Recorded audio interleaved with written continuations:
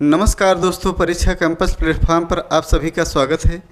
हिंदी साहित्य इतिहास से संबंधित भक्ति काल में इसके पहले हमने निर्गुण संत काव्यधारा देखा था, उसके बाद फिर प्रेमाश्रय काव्यधारा। उसी श्रृंखला में हम कृष्ण भक्ति धारा देख रहे हैं। कृष्ण भक्ति धारा से संबंधित जो महत्वपूर्ण कवि है और महत्वपूर्ण तथ्य है उसके विषय में चर्चा करते हैं। देखते हैं आज का आपका क्या तथ्य है। पहला है कृष्ण भक्ति धारा। जो कृष्ण भक्ति धारा एक कहाँ से आई? यह जो है श्रीमद् भागवत पुराण से इसका प्रादुर्भाव होता है। ये ऐसी कृष्ण भक्ति धारा है जो सबसे समृद्ध परंपरा मानी जाती है। उसके बाद दूसरी बात यह है कि इसमें कौन से संप्रदाय, कौन से प्रवर्तक हैं जो मुख्य संप्रदाय हैं उसको देखेंगे। पहला है वल्लभ संप्रदाय। वल्लभ संप्रदाय के जो प्रवर्तक हैं वल्लभाचार्य हैं। देखिए, इनका जो है नाम बहुत ही आदर के साथ लिया जाता है, क्योंकि ये वल्लभाचार्य जो थे ये जो है कृष्ण भक्ति धारा में सबसे यानी समृद्ध परंपरा चलाने वाले थे। और उसके बाद फिर जो दूसरी धारा है राधा वल्लभ संप्रदाय आती है। राधा वल्लभ संप्रदाय के जो प्रवर्तक हैं हितहरिवंश हैं। ये भी परीक्षा में बहुत पूछा जाता है। उसके बाद फिर आता है हरिदासी संप्रदाय या सखी संप्रदाय, इसी को टट्टी संप्रदाय भी कहा जाता है। इसके जो है प्रवर्तक हरिदास निरंजनी हैं। और उसके बाद फिर अगला संप्रदाय आता है गौड़ीय संप्रदाय। इसी को अचिंत भेदाभेदवाद कहते हैं। जो है इस संप्रदाय के प्रवर्तक हैं चैतन्य महाप्रभु। और उसके बाद आता है फिर निम्बार्क संप्रदाय। निम्बार्क संप्रदाय के जो प्रवर्तक हैं कौन है? निम्बार्काचार्य हैं। ये जितने भी संप्रदाय हैं परीक्षा के लिए बहुत ही उपयोगी हैं। इसको याद कर लीजिएगा, क्योंकि ये जितने संप्रदाय इनसे संबंधित कौन इसके प्रवर्तक है पूछता है। इसके विषय में जब मैं भक्तिकाल का प्रादुर्भाव पढ़ा रहा था, भक्तिकाल का जब प्रादुर्भाव हुआ था उसी समय मैंने सारे संप्रदायों को, उसके प्रवर्तक को, मैंने उसका दर्शन किया, उसके विषय में बताया था। और यहाँ भी इनके विषय में थोड़ा थोड़ा आपको जानकारी देंगे जो परीक्षा के लिए उपयोगी होगा, उसी को बताएंगे। जैसे हमारा कहने का मतलब है, मैं जो है किसी चीज़ को कविता कीर्तन, जैसे आचार्य शुक्ल का कथन है कि भाई वो कहते हैं कि भाई मैं कविता कीर्तन नहीं करता हूँ, यानी कवि कीर्तन, अर्थात जैसे जो महत्वपूर्ण कवि हैं उन्हीं के विषय में बताऊँगा, बाकी जो फालतू के कवि हैं उनके विषय में नहीं। देखते हैं अगला तथ्य आपका, जो वल्लभाचार्य के 4 प्रमुख शिष्य थे। अब देखिए, इसी समय अष्टछाप यानी विट्ठलनाथ ने अष्टछाप की स्थापना की। अष्टछाप की स्थापना में उसमें 8 शिष्य थे। 4 वल्लभाचार्य के शिष्य थे, 4 जो है आपके विट्ठलनाथ के शिष्य थे। 4 विट्ठलनाथ के शिष्य थे। इन देखिए 4 जो वल्लभाचार्य के शिष्य थे इनका सीरियल पूछता है, इनका क्रम पूछता है, आरोही या अवरोही क्रम में पूछता है कि भाई सबसे पहले कौन थे, उसके बाद कौन से, फिर उसके बाद कौन थे, ये पूछता है। यानी वल्लभाचार्य के प्रमुख 4 शिष्यों का आरोही या अवरोही क्रम में लगाइए। ये नेट में या फिर हायर में पूछा जाता है और टीजीटी पीजीटी में भी इस समय पूछने का ट्रेंड हो गया है। देखिए, सबसे पहले इसमें सबसे बड़े जो थे, मैंने इसको क्रम से लिखा है, यानी कुंभन दास सबसे एज में बड़े थे। और फिर उसके बाद इनका समय क्या हुआ, इनका समय क्या है? इनका समय 1468 ईस्वी, 1468 ईस्वी इनके यानी इनका जन्म हुआ था। इनकी मृत्यु कब हुई थी? 1583 ईस्वी में इनकी मृत्यु हुई थी। और उसके बाद फिर आते हैं दूसरे नंबर पर सूरदास। सूरदास का जो समय है 1478 ईस्वी इनका जन्म होता है और इनकी मृत्यु 1583 ईस्वी में होती है। फिर उसके बाद आते हैं परमानंद दास। इनका जन्म कब? 1493 ईस्वी में इनका जन्म होता है। उसके बाद 1583 ईस्वी में इनकी मृत्यु होती है। उसके बाद कृष्णदास आते हैं। इनका जो है जन्म 1496 ईस्वी में और मृत्यु 1578 ईस्वी में होती है। देखिए, ये जो है 4 प्रमुख जो है वल्लभाचार्य के शिष्य जो अष्टछाप में इनका स्थान है। उसके बाद फिर उनके शिष्य विट्ठलनाथ के भी 4 शिष्य थे प्रमुख। वो कौन कौन से हैं? वो जो है गोविंद स्वामी। गोविंद स्वामी का जो समय है 1505 ईस्वी और इनका जन्म हुआ था 1585 ईस्वी में इनकी मृत्यु हुई थी। उसके बाद फिर आते हैं छीत स्वामी। छीत स्वामी का जो समय है 1515 ईस्वी में इनका जन्म हुआ था, 1585 ईस्वी में इनकी मृत्यु हुई थी। उसके बाद आते हैं चतुर्भुज दास। चतुर्भुज दास कुंभन दास के पुत्र थे और उसके बाद इनका समय 1530 ईस्वी में यानी इनका जन्म हुआ था, 1585 ईस्वी में इनकी मृत्यु हुई थी।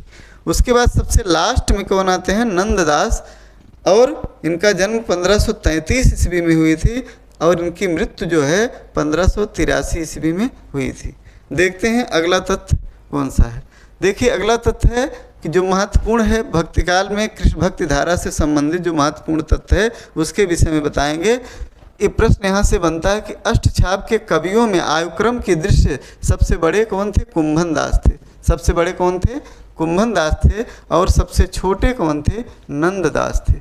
सबसे छोटे उम्र में कौन थे, नंददास थे। आयुक्रम में सबसे बड़े कुंभन दास और सबसे छोटे नंददास थे। उसके बाद साहित्यिक महत्व की दृष्टि से सूरदास का प्रथम स्थान है। देखिए साहित्य में अगर देखा जाए सूरदास का कृष्ण भक्ति धारा में पहला स्थान है और दूसरा स्थान किसका है, नंददास का है।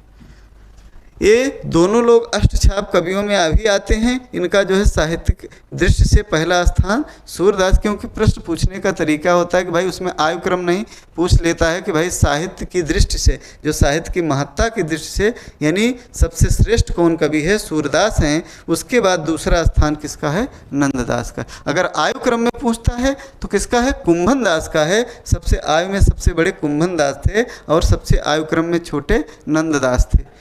उसके बाद कृष्ण काव्य परंपरा का आधार ग्रंथ, ये बहुत ही महत्वपूर्ण है, श्रीमद् भागवत पुराण है। जो कृष्ण काव्य परंपरा का जो आधार ग्रंथ है श्रीमद् भागवत पुराण से लिया गया है। और उसके बाद फिर हजारी प्रसाद द्विवेदी का एक कथन है, बहुत ही महत्वपूर्ण है। इन्होंने क्या कहा है कि हजारी प्रसाद द्विवेदी ने मध्य युग का सबसे प्रभावशाली पुराण को भागवत पुराण को माना, यानी सबसे प्रभावशाली पुराण क्या है, भागवत पुराण है। और उसके बाद संपूर्ण हिंदी भक्ति का साहित्य में कृष्ण काव्यधारा सबसे लंबी और समृद्ध परंपरा रही है। इससे ज़्यादा लंबी और समृद्ध परंपरा कोई नहीं रही, क्योंकि जानते हैं कि जो कृष्ण भक्ति धारा है आधुनिक काल में भी ये चल रही थी।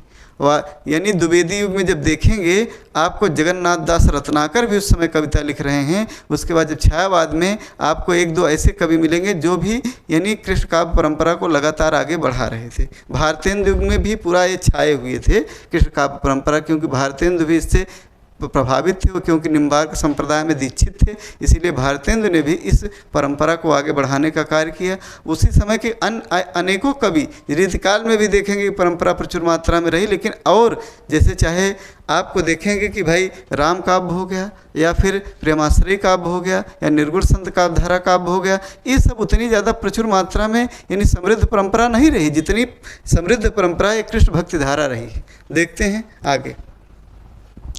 कुंभन दास 1468 ईस्वी में इनका जन्म होता है, 1583 में इनकी मृत्यु होती है। अब इनके कवियों के विषय में बताएंगे एक एक करके। फिर इनके गुरु का क्या नाम है, वल्लभाचार्य है, ये पूछा जाता है। इनके पुत्र कौन थे, चतुर्भुज दास। मैंने बताया कि इनके पुत्र कौन थे, चतुर्भुज दास, जिसका 1530 ईस्वी में जन्म हुआ था, अभी मैंने बताया। और कुंभन दास जाति के क्या थे, ये क्षत्रिय थे, जाति के क्षत्रिय थे और वल्लभाचार्य से पुष्ट मार्ग में दीक्षित होते हैं। यानी वल्लभाचार्य से ये दीक्षा लेकर के पुष्ट मार्ग में दीक्षित होते हैं और दीक्षित होने वाले पहले कवि थे। और अष्टछाप में समृद्ध और प्रथम कुंभन दास ही माने जाते हैं। सबसे समृद्ध और प्रथम पहला स्थान कुंभन दास का ही है। और उसके बाद आगे देखते हैं, इनकी एक पंक्ति है जो बहुत महत्वपूर्ण थी। एक बार अकबर के बुलाने पर नहीं जाने पर एक पंक्ति उन्होंने कहा था, क्या, संतन को कहाँ सीकरी सो काम, आवत जात पनहिया टूटी बिसर गयो हर नाम। देखिए कि भाई अगर मैं आऊँगा आपके पास तो क्या है कि मेरा राम नाम का जो मतलब अनवरत मैं राम नाम करता हूँ, अर्थात वो सब हर नाम अर्थात ईश्वर का नाम जो लेता हूँ तो वो जो है तारतम्यता टूट जाएगी। इसी के विषय में उन्होंने यह पद उनके सामने बताया था।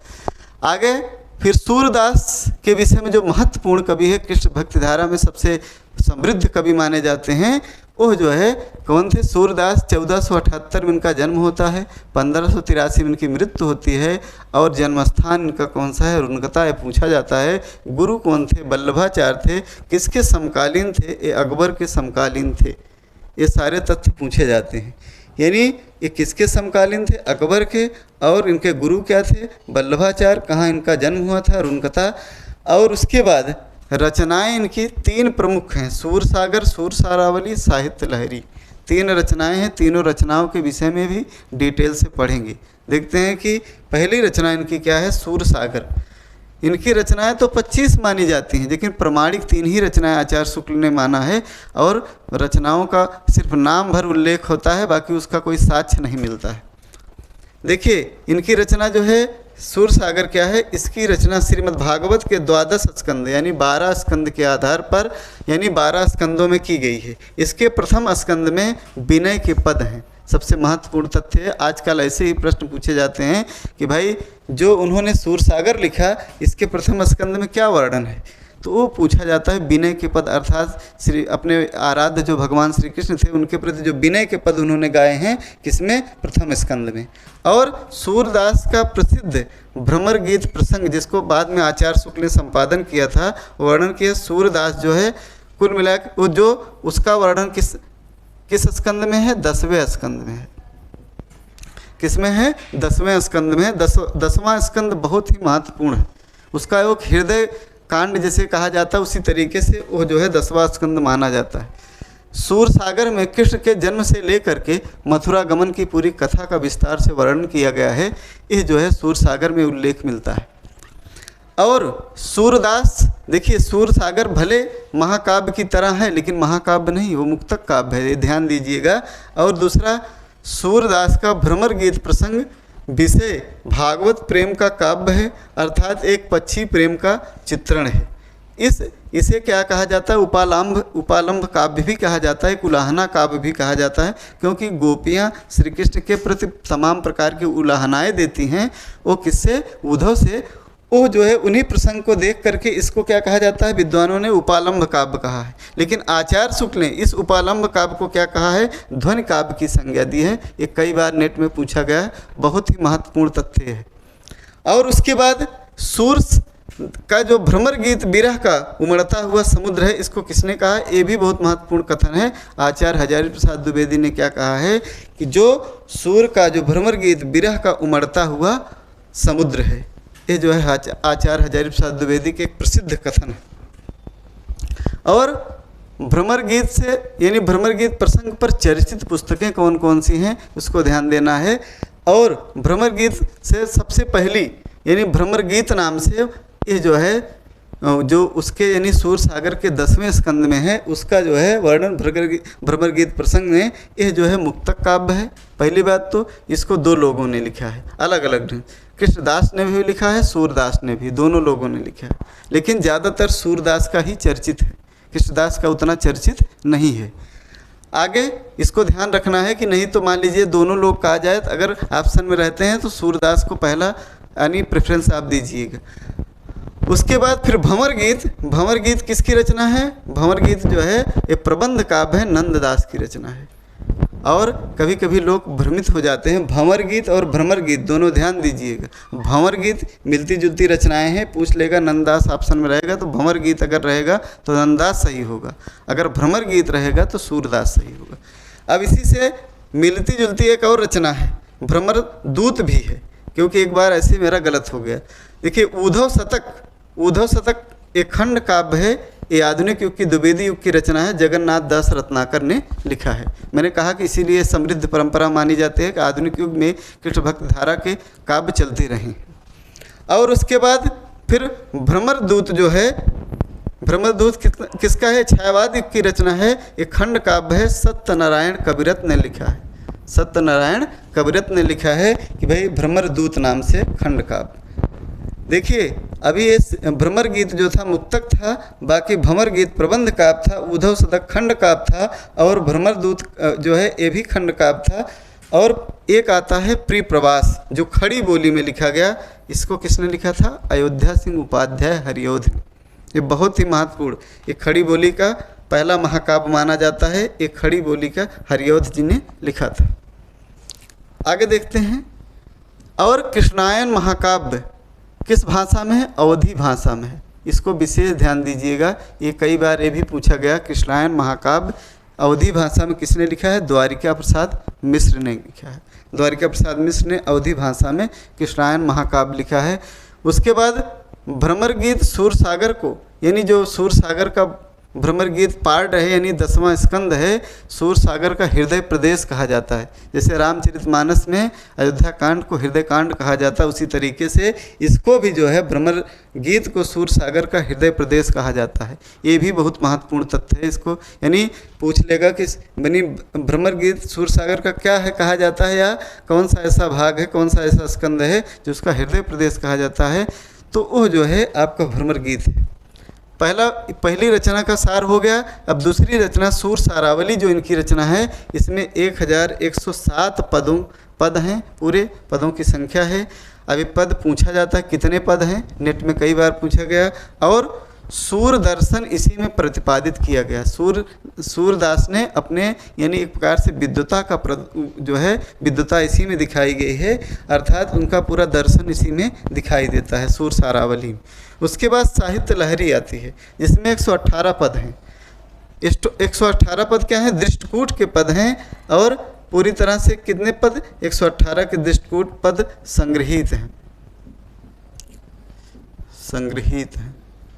और उसके बाद फिर साहित्य लहरी मूलतः काव्य शास्त्रीय लक्षण ग्रंथ, पहला लक्षण ग्रंथ माना जाता है, लेकिन कुछ लोग कहते हैं कि भाई पहला लक्षण ग्रंथ ये नहीं, लेकिन कुछ विद्वान इसको मानते हैं, जिसका विषय है अलंकार, रस, नायिका भेद। ये तीनों हैं, इसमें तीनों का उल्लेख किया गया है, जिसमें रस भी हैं, अलंकार भी हैं, नायिका भेद भी है, तीनों विषय इसमें उल्लिखित हैं। और इसीलिए इसको क्या कहा जाता है? काव्य शास्त्रीय लक्षण ग्रंथ। जो लक्षण ग्रंथ होते हैं, क्या होता है उसमें एक पद में लेखक या कवि जो है या आचार्य क्या करता है कि उसका लक्षण लिखता है, दूसरे पद में क्या करता है उसका उदाहरण देकर उसी को काव्य लक्षण यानी लक्षण ग्रंथ कहा जाता है, काव्य शास्त्रीय ग्रंथ कहा जाता है। और इसमें जैसे दोहा का या अलंकार का लक्षण दे दिया, उपमा अलंकार का, उसी के नीचे उदाहरण उसका दे दिया, तो वही हो लक्षण ग्रंथ या काव्य शास्त्रीय ग्रंथ कहे जाते हैं, जिनको आचार्य बाद में कहा गया। और उसके बाद फिर क्या है, ये जो है इनकी पंक्ति है, रंजन नयन रूप रस माते। ये जो है सूरदास की मृत्यु के समय उन्होंने अंतिम समय पद में गाया था, ये पूछ सकता है। और उसके बाद नाभादास ने इनके विषय में एक पंक्ति कहा है, बाद में और विद्वानों के भी मत हैं, उसको मैं आगे बताऊंगा। देखिए क्या कहा है, विमल बुद्धि गुण और की जो यह गुण श्रवण ही धरे, सूर कवित सुनी कौन कवि जो नहीं सिर चालन करे। ये जो है भक्तमाल यानी नाभादास द्वारा रचित भक्तमाल एक रचना है, जिसमें ज़्यादातर भक्तिकाल के जो भक्त कवि हैं या संत हो गए या फिर निर्गुण था उसमें प्रेमाश्रय में या फिर उसमें हो गए कृष्ण राम काव्य में या कृष्ण काव्य में, ज़्यादातर उन्होंने कवियों को जो है लगभग 200 छप्पियों में 316 कवियों का मतलब 316 छप्पियों में 200 कवियों का उन्होंने उल्लेख किया है, जो भक्तमाल में नाभादास ने। देखिए आज का ये विषय यहीं तक, कि कृष्ण भक्ति धारा में उसका ये पहला लेक्चर था। ये जो है यहीं पर आज का आपका ये लेक्चर समाप्त होता है। जो ये लेक्चर चाहे वो नेट की तैयारी कर रहे हो, चाहे जो है टीजीटी, पीजीटी या जीआईसी किसी भी परीक्षा की तैयारी कर रहे हो, तो उनके लिए बहुत महत्वपूर्ण ही लेक्चर है। और इसमें फालतू की चीज़ें मैंने नहीं रखा है, उसमें जो महत्वपूर्ण तथ्य है उन्हीं को रखा है, जो आपके परीक्षा के लिए बहुत ही उपयोगी है। देखिए इस लेक्चर को देखिए और लिखिए, इसको नोट्स बनाइए, और हमारे जो परीक्षा कैंपस चैनल है उसको सब्सक्राइब करिए और कमेंट करिए जो भी समस्याएं हों, और उसके बाद आपकी समस्याओं का समाधान किया जाएगा। मिलते हैं अगले क्लास में, तब तक के लिए धन्यवाद।